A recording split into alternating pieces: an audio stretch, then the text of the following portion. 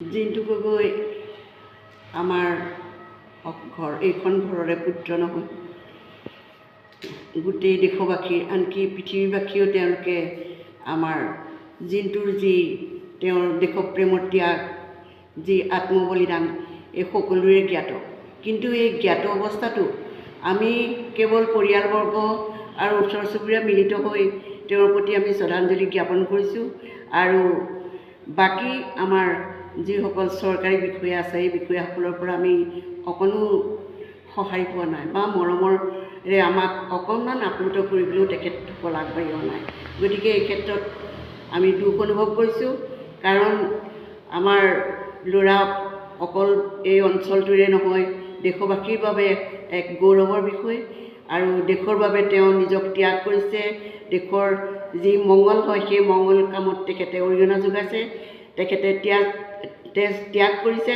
গতিকে মই ভাবোঁ এই ক্ষেত্ৰত আমাৰ চৰকাৰে বিশেষভাৱে গুৰুত্ব আৰোপ কৰাটো উচিত, আৰু ভৱিষ্যতে আমি সেই আশা এতিয়াও পোষণ কৰি আছোঁ। এইটো আমাৰ গৌৰৱ, দেশৰ গৌৰৱ। আমি যেনেধৰণে আচলতে এই মৃত্যু দিৱসটিয়ে হওক বা জন্ম দিৱসটি উদযাপন কৰিব লাগিছিল, যিগৰাকী শ্বহীদ নিজৰ আত্মবলিদানেৰে দেশত নাম ৰাখি গৈছে, দেশৰ অখণ্ডতাৰ স্বাৰ্থত নিজকে বলিদান কৰি গৈছে, সেইগৰাকী শ্বহীদক আমি কেৱল পৰিয়ালৰ মানুহসকলে বা দুই এজন আৰু আহি পেলাই মৃত্যু তিথিতে হওক বা জন্ম দিৱসতে হওক আমি শ্ৰদ্ধাঞ্জলি জনাওঁ। অতি দুখৰ কথা, আমাৰ যি স্থানীয় প্ৰশাসন বা জিলা প্ৰশাসনে হওক বা অসম চৰকাৰে হওক, তেনেকুৱা কোনো উৎসুকতা বা উদ্যোগ লোৱা আজিলৈকে আমি দেখা নাপালোঁ। এতিয়ালৈকে তেনেকুৱা হৈ উঠা নাই।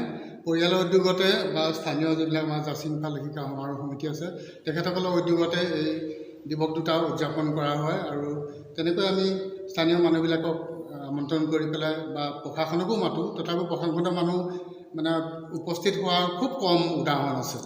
তেনেকুৱা হয়। তথাপি সেইটো আচলতে আমি দুখ প্ৰকাশ কৰি চুবুৰীয়া হিচাপেও অন্ততঃ দুখ পাওঁ আমি কথাটো।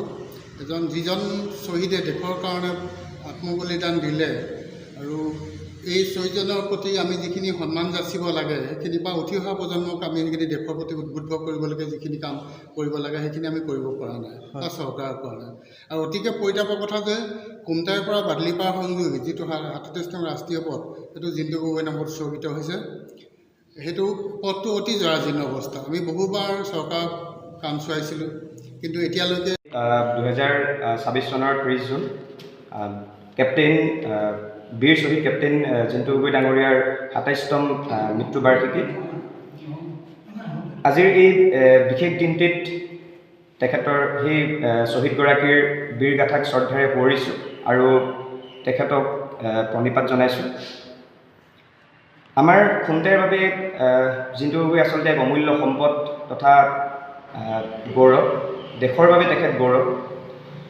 কিন্তু আমাৰ পৰ্যবেক্ষিত হয় আচলতে চৰকাৰ, প্ৰশাসন তথা ৰজাঘৰীয়াই যি ধৰণে আজি এই বিশেষ দিনটো উদযাপন কৰিব লাগে, সেই উদযাপনৰ ক্ষেত্ৰত তেওঁলোকৰ বিশেষ হেমাহিয়ে দেখা দিয়ে। আৰু যিখিনি সময়ত আচলতে চৰকাৰখনে শ্বহীদক সন্মানৰ কথা কয়, সেই সময়খিনিত চৰকাৰৰ প্ৰশাসনিক বিষয়াসমূহে আপোনালোকে লক্ষ্য কৰিব পাৰে যে আমাৰ কেপ্টেইন জিন্তু গগৈৰ যি সমাধিক্ষেত্ৰ, সমাধিক্ষেত্ৰ খুমটাই ৰাজচক্ৰ বিষয়া কাৰ্যালয়ৰ নিচেই ওচৰত। অথচ সেই বিষয়াজনৰ এই সমাধিক্ষেত্ৰত ভৰি দিবলৈ আজিৰ তাৰিখত সময় নাই। গতিকে আজিৰ দিনটোত এই বিষয়বিলাক উত্থাপিত হোৱাটোৱে আচলতে এক দুৰ্ভাগ্যৰ বিষয়। আৰু আশা কৰি অনাগত দিনসমূহত চৰকাৰে এই দিশবিলাকৰ প্ৰতি বিশেষ গুৰুত্ব আৰোপ কৰিব, আৰু লগতে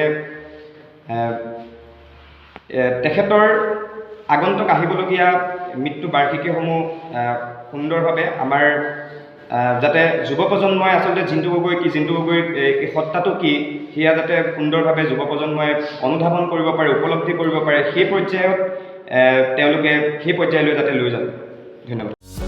যিকোনো খবৰৰ বাবে যোগাযোগ কৰক আমাৰ এই নম্বৰত 9181 307 2221।